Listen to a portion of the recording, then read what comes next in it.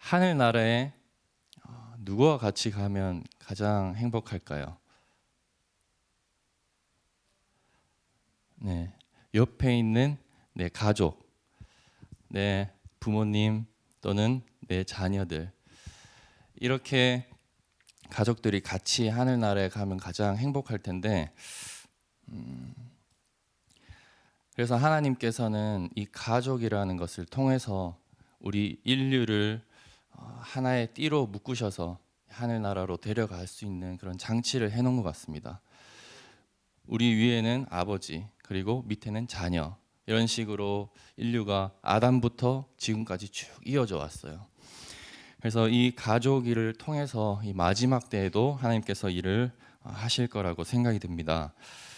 저는 오늘 이 마지막 시대의 백성들의 삶이라는 제목을 통해서 말씀을 드릴 건데요. 특별히 자녀 교육이라는 주제로 말씀을 드리려고 합니다. 이 찬란한 아침을 또 예수님의 재림을 맞이하기 전에 어떤 일이 있을까요? 치열한 선과 악의 대쟁투가 남아 있습니다. 그 치열한 그 마지막 때의 싸움을 과연 어떤 사람들이 장식할 것인가? 어떤 사람들이 장식할까요? 대답을 좀 해주시면 감사하겠습니다. 계시록 14장에 나오죠. 14만 4천인들이 이 마지막 때를 장식을 합니다. 이 14만 4천인들은 누구며 또 어떤 사람들일까? 성경에는 많은 예들이 나와 있습니다. 이 마지막 때에 이러한 사람이 되어야 된다라는 샘플이 있는데요. 그 중에 성경 인물들 중에 아시는 인물도 혹시 있습니까? 우리가 잘 아는 에녹, 또 다니엘, 요셉, 모세, 또 예수님, 이런 성경 인물들이 이 마지막 시대에도 일어나야 합니다. 근데 지금 시대는 이런 인물들을 정말 찾아보기 힘들죠. 우리 시대 이 세계에서 모세나 다니엘이나 이런 사람이 우리 지금 현세에 살고 있는데 어떤 사람이 있다, 이런 사람 보기 힘들잖아요. 교육책에도 이런 말씀이 있습니다. 세상의 가장 큰 결핍은 인물의 부족이다. 그 인물이란 매매되지 않는 사람, 저희 심령 속에 진실하고 정직한 사람, 죄를 죄라고 부르기를 두려워하지 않는 사람, 마치 나침판의 바늘이 틀림없이 남북을 가리키듯이 양심이 그 의무에 충실한 사람, 비록 하늘이 무너질지라도 옳은 일 위하여 굳게 서는 이런 사람들이다. 근데 왜 이런 인물들이 부족할까요? 이 시대에. 이런 인물로 교육시킬 수 있는 교육을 찾아보기 힘들기 때문입니다. 그래서 하나님께서는 이 마지막 시대에 특별히 시골 생활 기별과 자녀 교육의 기별들을 주셨어요. 이런 인물들을 키워낼 수 있도록. 그럼 이런 질문을 하는 사람도 있을 텐데요.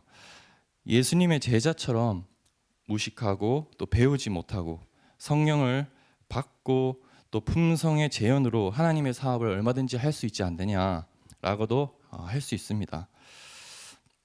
하지만 지금은 모든 방면으로 타락해 있고 또 잘못된 진리와 교육이 만연해서 하나님의 군사로 만들어내기 힘든 때 우리가 살고 있기 때문입니다.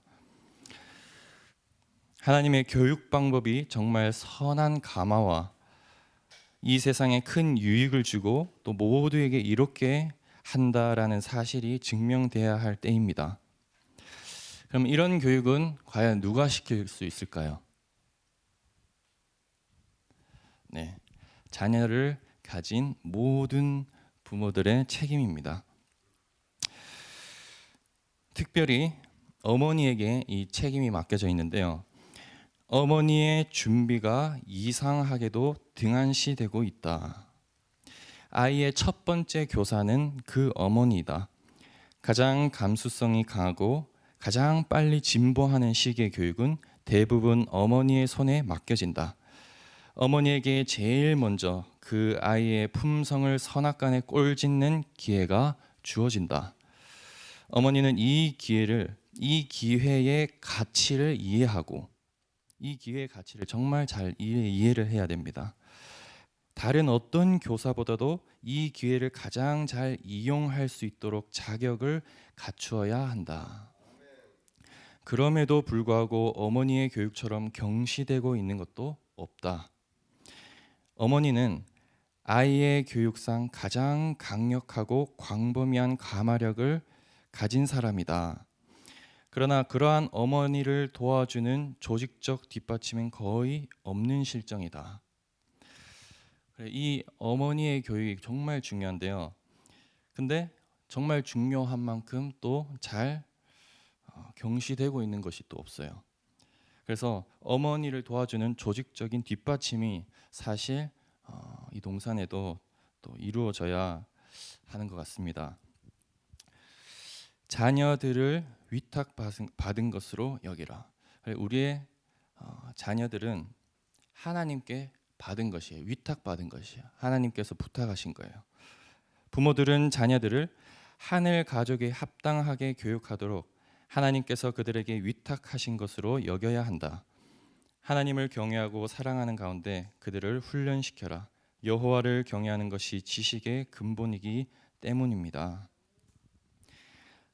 동산에도 이제 어린 아이들이 많아지고 또 많이 태어날 예정이에요. 그래서 이 임마누엘 동산에 하나님께서 맡겨주신 영혼들이라고 생각이 듭니다. 그냥 어떤 한 개인의 자녀 이것을 넘어서 우리 동산에 주어진 하나님께서 주신 영혼들이라고 생각이 들어집니다. 그래서 우리 동산에는 또 특별히 우리 동산에는 신중하고도 철저한 준비가 긴급하다. 어린아이의 보호를 책임지는 사람이 그 아이의 육체적 요구에 대하여 또 무지한 경우가 많다. 건강 법칙과 발육의 원칙에 대해서 거의 알지 못하고 있다. 그들은 아이의 지적, 영적 성장을 돌보는 일에도 잘 준비되어 있지 않다. 혹 그들은 사물을 처리하고 사교계의 각광을 받는 일에는 적격일지 모른다. 또는 문학이나 과학에 훌륭한 지식을 가졌을지도 모른다. 그러나 아이를 교육하는데 거의 지식이 없다. 오늘날에는 정말 필요한 게 아이를 교육하는 이 지식이 또 우리 모두에게 있어야 된다고 생각이 듭니다. 여기 또 중요한 말씀이 있는데요. 아이의 유년 시절은 물론 후년의 교육에도 부모에게 책임이 있다. 아이는 사실 어릴 때부터 성인이 될 때까지도 교육이 필요하지만 후년에도 사실 끝까지 교육이 필요합니다. 그래서 자기 자신에게 자녀가 있다면은 자기가 정말 이 숨을 거둘 때까지도 자녀에게 교육시켜야 될 의무가 존재한다는 것입니다. 그래서 부모의 사업은 평생의 사업이라고 또 예언의 시에 나와 있습니다. 그래서 사실 세 자녀 지도법을 누가 읽어야 되냐에 대한 물음에 정말 필요한 사람들은 그 당사자, 아이를 키우는 사람이겠지만 넓은 의미에서는 정말 교사와 학생과 부모 모든 사람들이 이것을 교육을 받고 또 그대로 교육을 해야 된다는 것입니다. 그래서 세자녀 지도법은 진짜 모든 연령 또 자녀가 평생 읽어야 하는 책인데요. 이 세자녀 지도법 마지막 챕터에는 이런 말씀이 나오십니다. 그 심판대에 서면 우리 자녀에 대해서 계산을 해야 한다. 이런 말씀이 있는데요. 자녀를 가진 부모라면 누구나 하나님의 심판대에서 그 자녀에 대한 셈을 해야 된다는 생각을 할 때 우리가 자녀를 끝까지 또 하늘나라를 갈 수 있도록 책임을 다해야 되는 것이 또 중요한 일이라고 생각이 듭니다. 각 사람은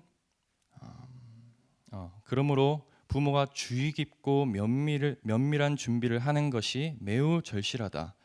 각 사람은 아버지나 어머니의 책임을 지키고자 하기 전에 남녀 신체 발육의 법칙, 즉 생리학, 건강법, 태교와 유전, 위생, 의복, 운동, 그다음 질병의 치료에 대해서 정통해야 하고 또 지적 발달과 도덕적 훈련 법칙에 대해서도 익히 알고 있어야 한다. 그래서 이 부모가 되기 위해서 사실 훈련이 많이 필요합니다. 또 알아야 될 것도 많고요.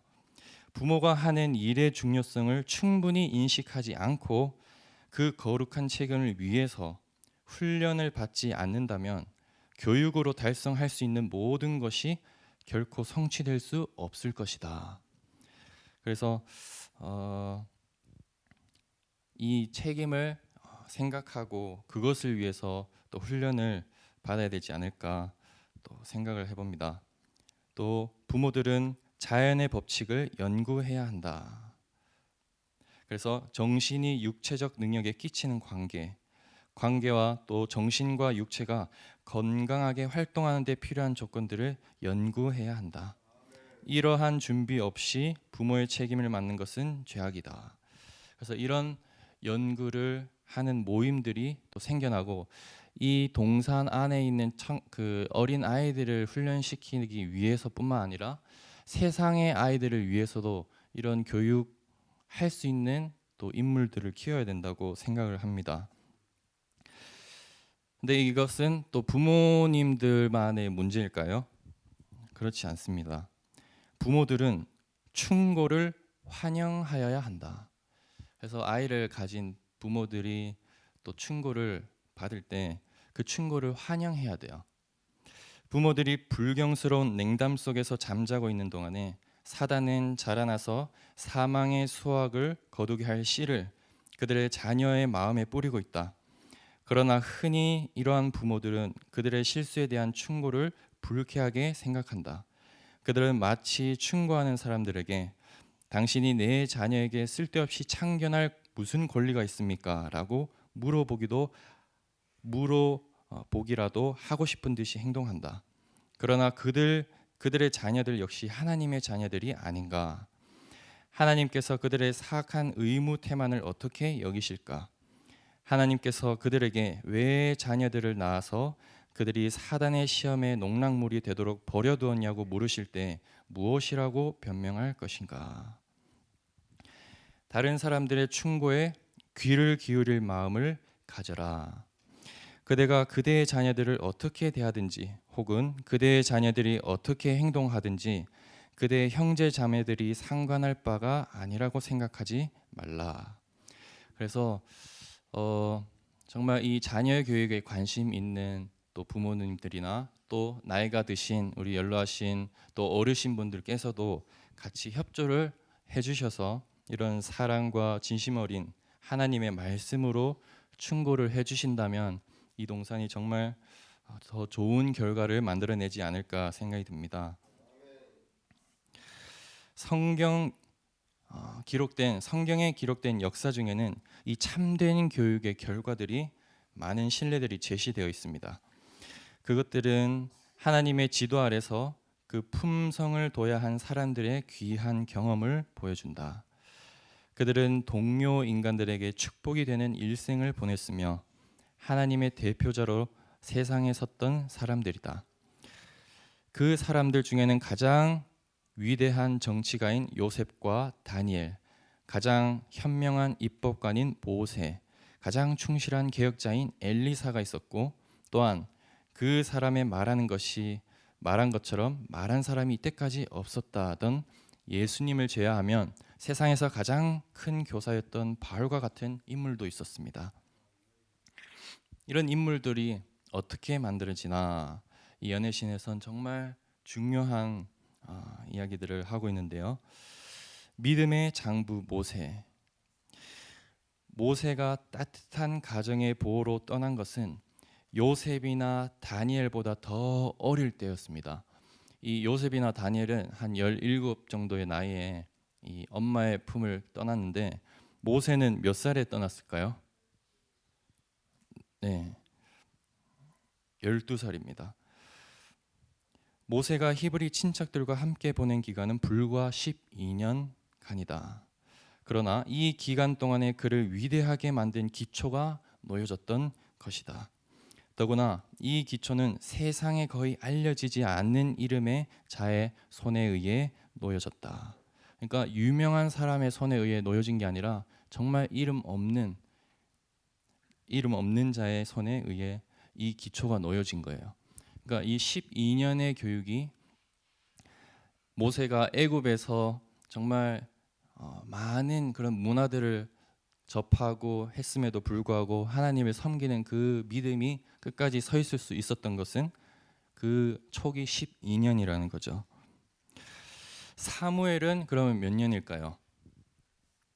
한나에게서 3년 동안 3살까지 교육을 받았어요. 한나의 보상, 평가하기 어려울 만큼 가치 있는 기회들과 무한히 귀중한 사업이 모든 어머니들에게 맡겨져 있다. 선지자 사무엘의 처음 3년 동안의 생애는 그의 어머니는 선악을 식별하도록 그에게 가르쳤다. 그의 주위에 있는 모든 눈에 익은 것을 통하여 어머니는 그의 생각을 창조주에게로 향하도록 힘썼다. 주님께 아들을 바치기로 한 서원을 성취하기 위해서 그는 큰 극기심을 가지고 또 대제사장 엘리의 보호에 아들을 맡겨서 하나님의 집에 봉사하기 위하여 훈련을 받게 되었다. 그의 초기의 훈련은 그로 하여금 그리스도인다운 성실성을 지속하기를 선택하도록 인도하였다. 한나는 얼마나 큰 보상을 받았는가. 그리고 그의 모보는 충성에 대한 얼마나 훌륭한 격려가 되는가. 한나는 이 3년 사무엘을 교육시키고 부모의 품을 떠났는데 그 교육이 또 사무엘의 후년의 생애를 또 결정하는 시기가 되었습니다. 그리고 초년기의 유리한 점들이 좀 여러 부분에 나와 있는데요. 유년 시절의 초기는 가장 중요한 시기입니다. 그래서 지금 이제 막 아이들이 태어나고 있고 한 이 시대에 가장 정말 중요한 때예요. 이 어린이들의 초기 훈련은 아무리 중시하여도 지나치지가 않을 만큼 중요합니다. 어린아이가 초기 생애 7년 동안에 배우는 교훈이 7년 동안 배우는 교훈이 후년에 배우는 모든 교훈보다 그의 품성을 형성시키는 데 큰 관계가 있습니다. 그러니까 초기 7년이 그 생애 모든 대부분의 생애를 이끈다는 것이죠. 감수성이 예민한 시기, 그 처음 몇 년의 시기이다. 이 기간 동안에는 선한 방향이나 혹은 나쁜 방향으로 결정적인 발달이 이루어질 것이다.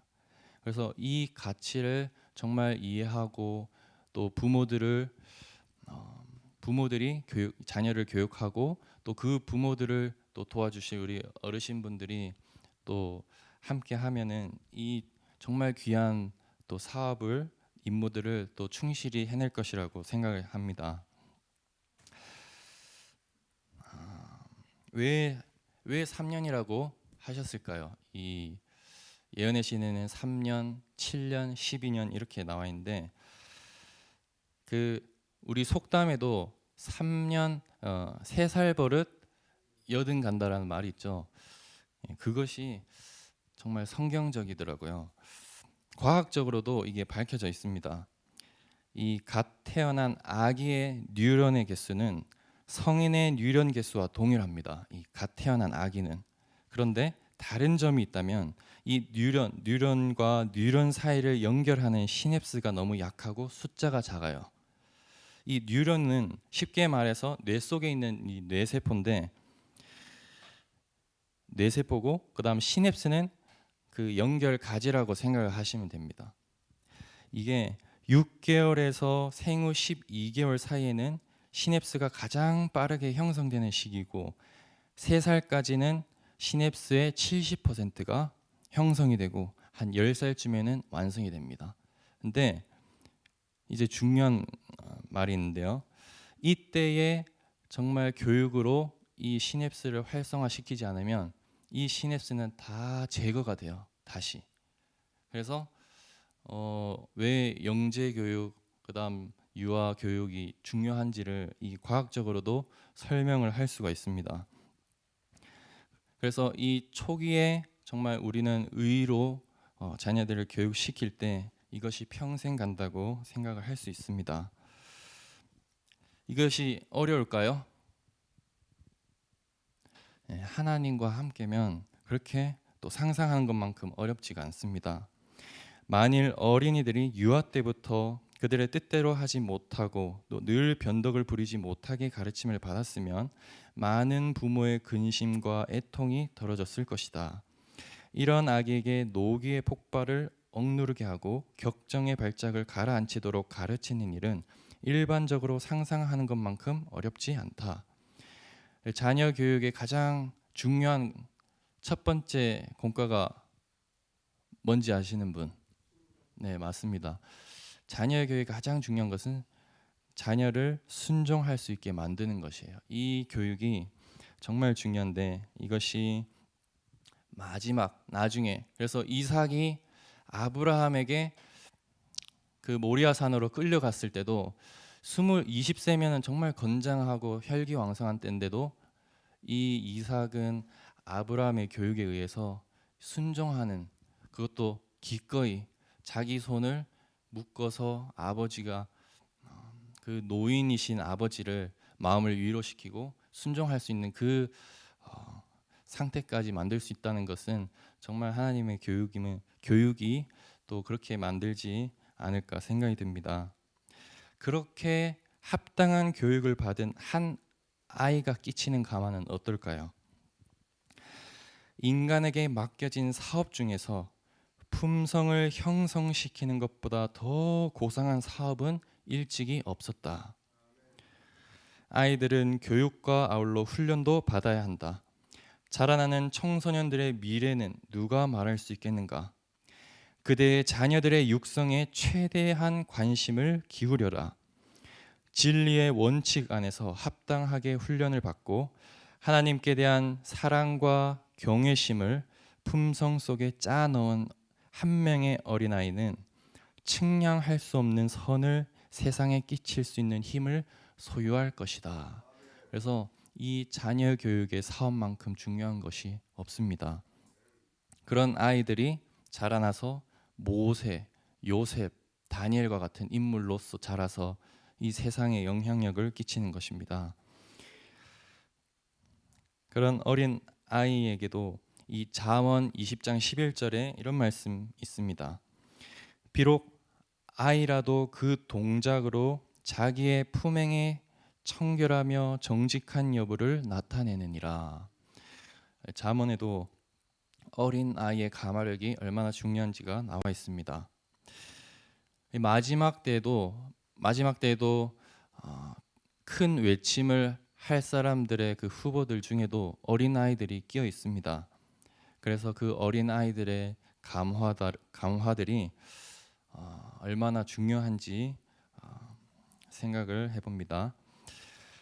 마지막 또 말씀들을 읽고 마치도록 하겠습니다. 부모님들에게 대한 하나님의 위탁. 하나님께서는 그 부모들에게 대한 하나님의 위탁이라는 것은 여기 보면은 농사의 비유가 되는데요. 그 농사에서 정말 이 알곡을 수확하기 전까지 우리는 그 주의를 기울여야 하잖아요. 자녀도 마찬가지인 것 같습니다. 하나님께서는 부모들에게 자녀들의 품성을 하늘의 모형을 쫓아 형성시켜야 할 사업을 주셨다. 그들은 하나님의 은혜로 말미암아 그 과업을 성취시킬 수 있다. 우리가 하나님의 은혜를 받고 이 과업을 성취시킬 수가 있습니다. 그러나 의지를 지도하고 격정을 제어하려면 견고함과 과단성 못지않게 인내심 있고 근실한 노력이 필요될 것이다. 밭을 그대로 두면 가시와 찔레밖에 생산하지 못한다. 쓸모 있고 아름다운 수확을 거두기를 원하는 사람은 토양을 일구고 씨를 뿌린 후 어린 싹의 둘레를 파주고 잡초를 뽑고 땅을 고르게 해주어야 그 귀한 식물이 무럭무럭 자라서 그의 보호와 수고에 풍족히 보답할 것이다. 그다음 이제 제가 또 이 말씀의 결론을, 가장 중요한 말씀을 또 말씀드릴 건데요. 한번 귀 기울여서 들어보셨으면 좋겠습니다.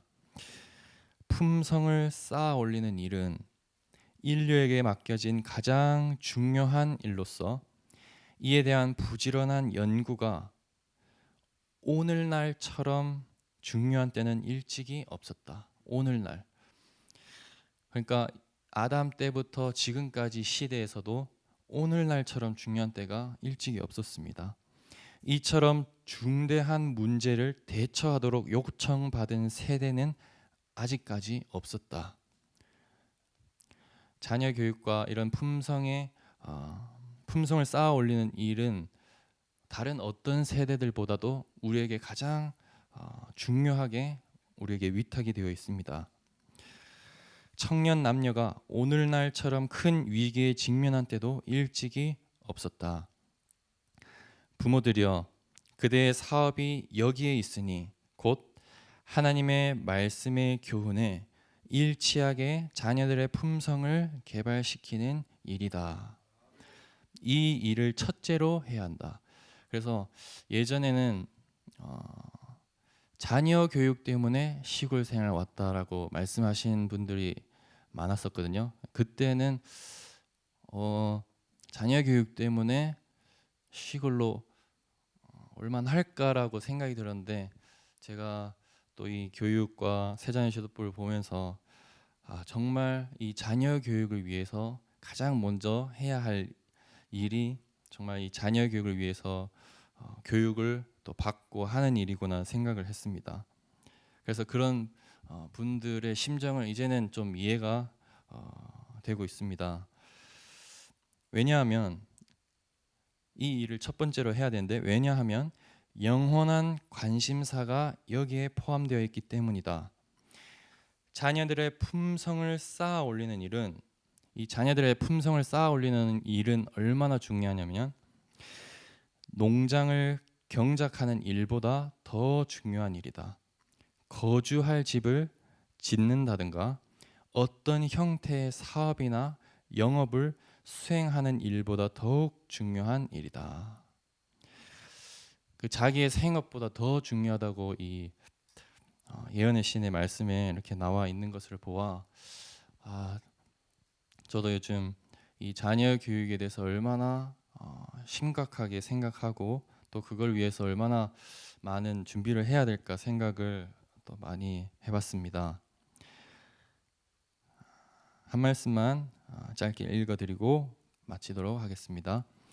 품성 건설을 위한 가장 좋은 장소인 가정, 국민학교나 대학도 가정이 제공하는 것과 같은 기회, 즉 올바른 기초 위에 어린아이의 품성의 건설을 확립시킬 만한 기회를 제공하지 못한다. 그러니까 가정만큼 그런 자녀 훈련을 시킬 수 있을 만한 곳이 없다는 거죠. 그래서 이 중요한 때에 또 중요한 사업을 우리 동산에서 또 잘 감당을 해서 또 자녀들이 정말 하나님 보시기에 쓰임 받을 수 있는 그런 인물들로 키워내고, 또 다른 곳에 보면 그런 자녀들을 키울 때 이 부모들이 더 성장하고 또 성숙해지고 또 하나님의 뜻을 더 깊이 깨닫는다고 말씀을 하셨습니다. 그래서 이 동산이 하나님의 사업을 또 잘 감당할 수 있는 인물들을 키워내는 동산이 되기를 또 기도하는 마음으로 말씀을 이만 줄이겠습니다. 하늘에 계신 하나님 아버지, 죄로 죽을 수밖에 없는 저희들을 구원하여 주시고 하나님의 자녀로 삼아 주시는 은혜 감사드립니다.